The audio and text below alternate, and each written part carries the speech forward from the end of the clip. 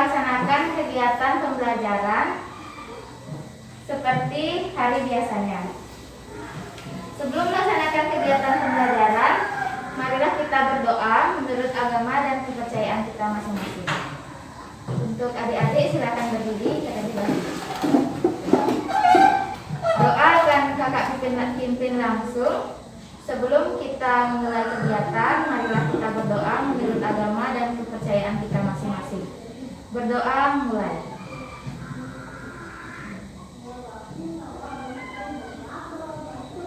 Berdoa selesai. Nah, sebelum kita memulai ke kegiatan pembelajaran, marilah kita menyanyikan lagu wajib nasional Garuda Pancasila. Untuk ketua kelas silakan dipimpin teman-teman.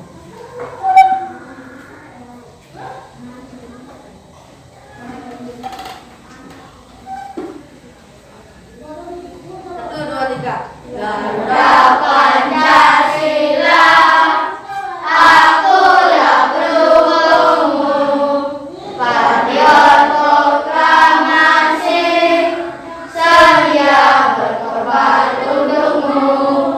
Pancasila dasar negara, rakyat adil makmur sentosa, pribadi bangsaku. Ayo maju, maju, ayo maju, maju, ayo maju, maju.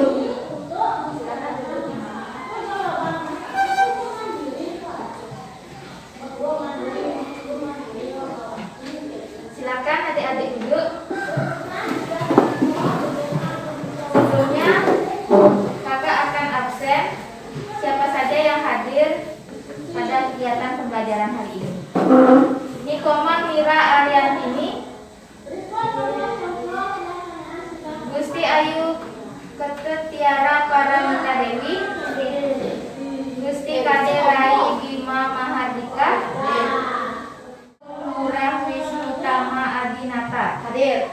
Nah, jadi semuanya hadir ya, tidak ada yang tidak datang ke sekolah. Nah, sebelum kegiatan pembelajaran dimulai, kakak ingin ingatkan kepada adik-adik agar selalu mematuhi protokol kesehatan dimanapun, seperti memakai masker dan selalu mencuci tangan dengan air yang bersih. Kakak ingin menyampaikan tujuan pembelajaran, yaitu melalui kegiatan membaca cerpen tentang sakit mata, siswa diharapkan memahami tokoh dan watak setiap tokoh dalam cerita tersebut dengan baik dan tepat. Kemudian tujuan yang kedua, melalui kegiatan mengamati gambar mata, siswa dapat mengenal bagian-bagian luar mata dengan benar. Dan yang ketiga, melalui kegiatan membaca dan mengamati tabel, siswa dapat mengetahui bagian-bagian mata beserta fungsinya dengan tepat dan secara bertanggung jawab. Dan pada hari ini, yaitu kita akan membahas materi pokok mengenai watak tokoh dalam cerita fiksi, ciri-ciri kalimat langsung, dan bagian-bagian pada mata manusia dan fungsinya. Coba sekarang semuanya buka buku tema 9. Semua bawa buku tema? Semua. Silakan bukunya dikeluarkan. Kemudian cari halaman 7. Pembelajaran 2. Udah semua buka halaman 7? Nah, coba sekarang adik-adik perhatikan gambar pada halaman 7. Gambar apa ini? Musa dan Tara membaca majalah. Nah, sebelumnya kita akan membahas mengenai tokoh dan watak dalam cerita fiksi. Coba kakak minta satu perwakilan dari kalian untuk membaca teks fiksi yang berjudul Sakit Mata. Ada yang mau? Bapak Wisnu, silakan maju ke depan. Baca dengan jelas dan terang. Sakit mata. Namaku Zahra. Aku sekolah di M1 Iskandar Muda. Hobiku membaca buku. Zahra panggil ibu-ibu. Aku menggunakan kacamata. Aku pun sekarang tidak pernah membaca buku dekat-dekat lagi dari mata. Tepuk tangan dulu untuk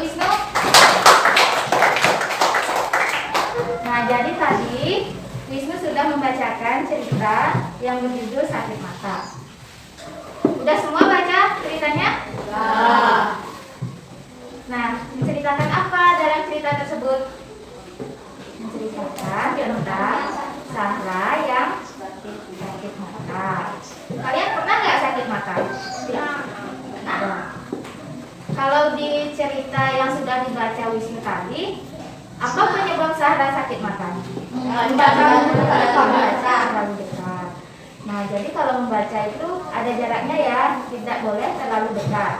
Penyebab sakit mata lainnya juga selain membaca apa? Main game, main handphone terlalu sering, main handphone terlalu dekat, itu tidak baik ya untuk kesehatan mata kalian. Apalagi kalian yang masih anak-anak. Nah, coba perhatikan di bawah teks cerpen tadi itu terdapat beberapa pertanyaan. Mari menjawab. Yang pertama, apa tema dari cerpen Sakit Mata tersebut? Apa temanya? Temanya sakit mata. Tentang penyakit mata yang dialami oleh Sarah. Siapakah tokoh utama dalam cerita tersebut? Zahra. Bagaimana watak Sarah? Baik. Adik-adik coba perhatikan ke depan. Sekarang kakak mau jelasin tentang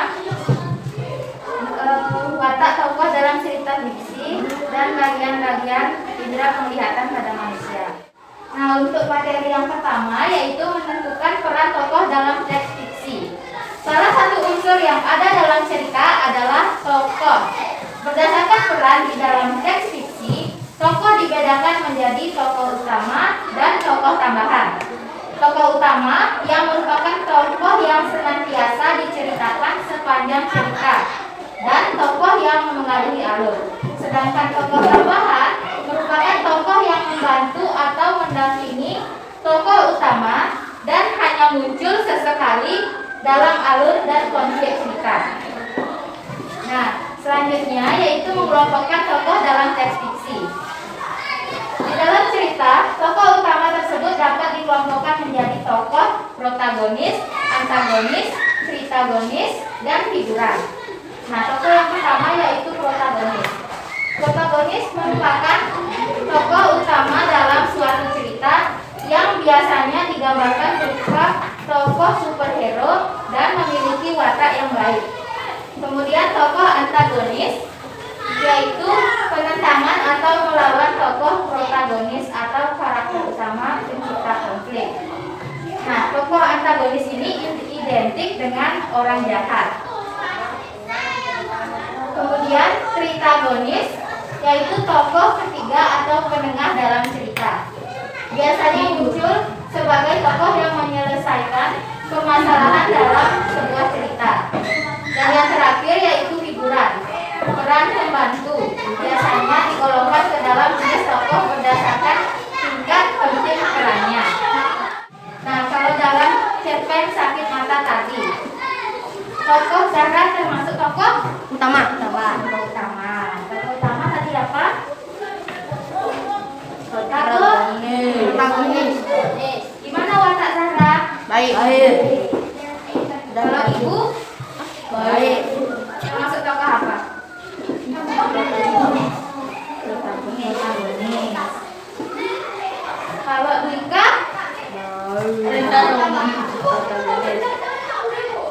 Tritagonis. Selanjutnya, kakak akan menjelaskan materi mengenai kalimat langsung. Kalimat langsung adalah sebuah kalimat yang merupakan hasil kutipan langsung dari pembicaraan seseorang yang sama persis seperti apa yang dikatakannya. Adapun ciri-ciri kalimat langsung, yang pertama yaitu pada kalimat langsung, kalimat petikan ditandai dengan tanda petik. Huruf pertama pada kalimat yang dipetik menggunakan huruf kapital. Kalimat petikan dan kalimat pengiring dipisahkan dengan tanda baca, koma. Kalimat langsung yang berupa dialog berurutan harus menggunakan tanda baca titik 2 di depan kalimat langsung. Kalimat langsung diberi tanda petik di awal dan di akhir. Adapun contoh kalimat langsung yaitu Yang pertama, aku mau curhat nih sama kamu. Boleh ya? Kemudian yang kedua, boleh dong. Emangnya kamu mau curhat apa? Nah, itu dua kutipan yang ada di cerita atau cerpen Sakit Mata yang dibicarakan oleh Sarah dan Ika. Adapun aturan penulisan kalimat langsung yaitu pada bagian akhir kalimat langsung diapit dengan menggunakan tanda baca petik. Dan tanda petik dua pada bagian akhir atau penutup berada setelah tanda baca seperti titik atau koma dan sebagainya. Contohnya, ayah akan pulang nanti sore, kakak memberi kabar. Kemudian contoh yang kedua, Alif berkata, aku mungkin tidak akan ke sekolah besok. Nanti aku berkabar lagi lah. Nah, materi selanjutnya kakak akan menjelaskan mengenai indera penglihatan manusia, bagian mata luar dan dalam. Coba kalian perhatikan buku halaman 10. Halaman 10 ya. Nah, sekarang perhatikan dulu ke depan. Bagian luar mata manusia. Nah, di gambar ini merupakan bagian gambar luar mata manusia, di mana terdapat bagian-bagian seperti kelenjar air mata, bulu mata, kelopak mata, dan alis mata. Nah, setiap bagian-bagian yang dimiliki oleh mata manusia memiliki beberapa fungsi, yaitu alis mata berfungsi melindungi mata dari keringat yang mengalir dari dahi. Kemudian kelopak mata menutup dan membuka bola mata, melindungi mata dari benda asing seperti cahaya, debu, asap, keringat, dan gangguan binatang. Yang ketiga, bulu mata melindungi mata dari benda asing, misalnya debu atau kotoran, dan mengurangi cahaya yang akan masuk ke mata.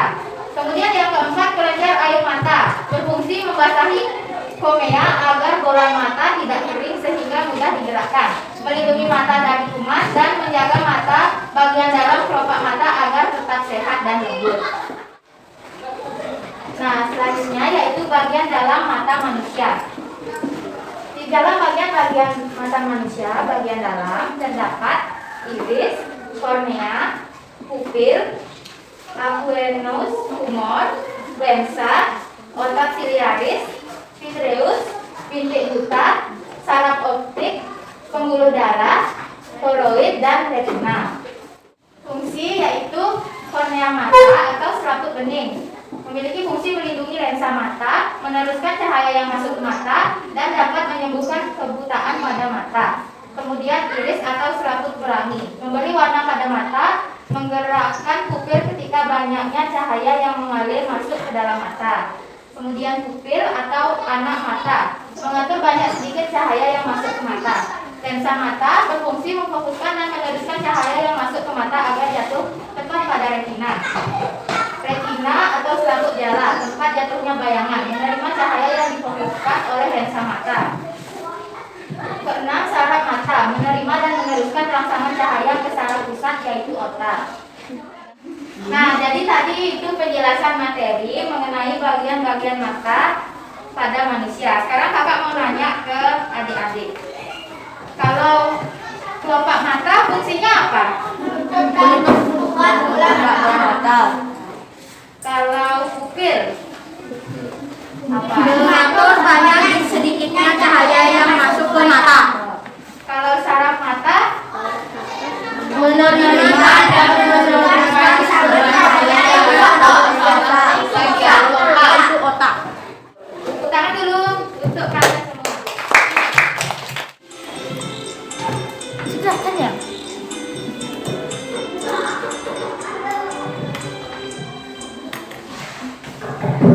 Penglihatan mata manusia bagian yang ada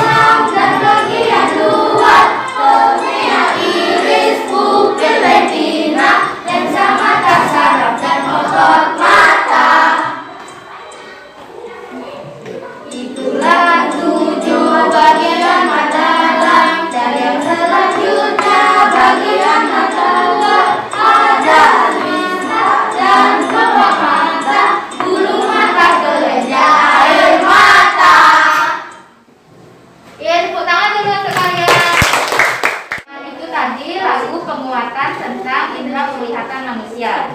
Selanjutnya, kakak akan membentuk kelompok belajar yang terdiri dari 4 sampai 5 orang. Silakan kalian membentuk kelompok terlebih dahulu.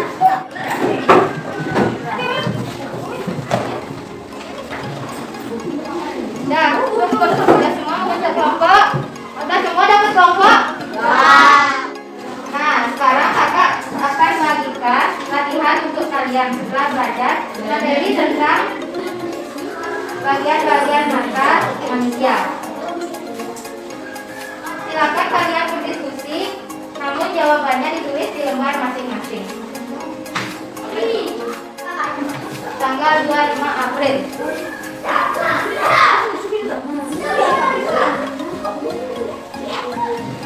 Kalau nggak ngerti boleh ditanyain dulu ya. Kalau ada yang kurang paham bisa ditanyain. Sekarang silakan berdiskusi dengan teman-teman ini. Ada yang berdiri ya? Ya, kamu kerjakan di lembar jawabannya. Udah semua selesai? Nah, sekarang coba kakak tunjuk satu orang untuk mempresentasikan hasil diskusi bersama kelompoknya. Coba kelompoknya Tata maju dengan satu orang aja. Satu orang saja. Silakan presentasikan bagian-bagian pada mata. Nomor 1 iris. Nomor 1 iris. Nomor 2 iris kaca depan. Nomor 3 kornea. Nomor 4 kuping. Nomor 12 titik tiga. Nah, tepuk tangan dulu untuk temannya. Nah, lanjut sekarang kan tadi sudah dipresentasikan oleh kelompok-kelompok mengenai bagian-bagian mata. Sekarang kakak mau ngasih kalian games. Coba perhatikan gambar ini. Nah, sekarang kakak tunjuk satu perwakilan kelompok untuk mengambil satu undian yang ada di dalam botol ini. Silakan, siapa yang mau? Coba angkat tangan dulu semua kelompok, kakak tunjuk. Wisnu, coba sini maju.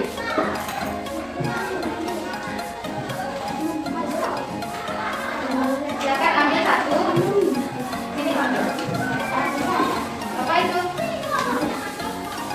Iris atau selaput bening. Nah, iris atau selaput bening berada pada bagian nomor berapa?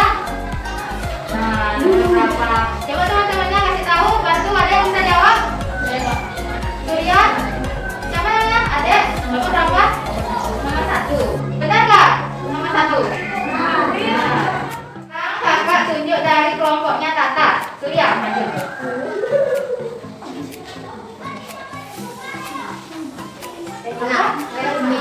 Retina nomor 9. Benar nggak? Benar. Kelompoknya merah. Naira. Siapa mau maju? Kamu. Sini maju. Silakan ambil.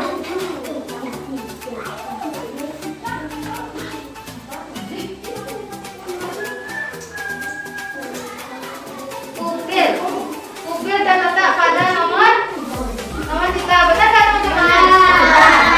Tangan dulu untuk Naira. Nah, jadi itu tadi penjelasan dan hasil diskusi dari semua teman-teman kelompok mengenai bagian-bagian mata.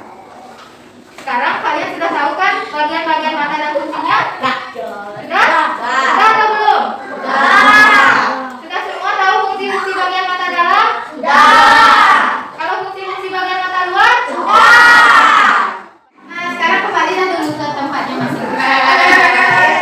Nah, jadi tadi kita sudah mempelajari tentang wajah tokoh pada cerita fiksi dan kalimat langsung, kemudian bagian-bagian mata pada manusia. Sekarang kakak ingin tanya, apa saja bagian-bagian pada tokoh cerita fiksi? Yang pertama ada bagian protagonis. Kemudian yang kedua antagonis. Yang ketiga figuran. Yang keempat figuran. Kemudian bagian mata ada kelopak mata. Apa lagi? Alis. mata.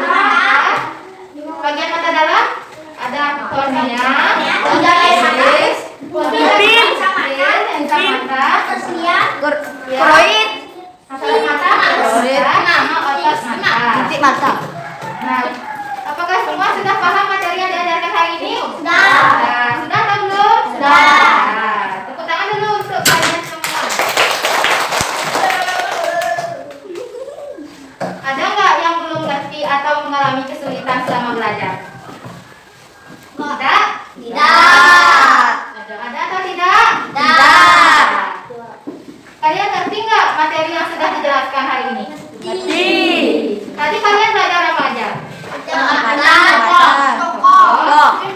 Mata. Mata pada manusia. Nah, untuk pembelajaran hari ini kita cukupkan sampai di sini dulu. Untuk minggu depan kita akan mempelajari tentang pembelajaran 3 pada halaman 14, yaitu materi nada dan lingkungan sekitar. Nah, silakan kalian tutup dulu bukunya. Nah, sebelum kita mengakhiri kegiatan, karena tadi dimulai dengan doa, maka kita akhiri dengan doa. Silakan ketua kelas maju ke depan untuk memimpin doa. Yang lainnya silakan berdiri. Doa mulai. Doa selesai. Pertama Santi. Om Santi Santi Santi Om. Tepuk tangan dulu untuk kalian hari ini.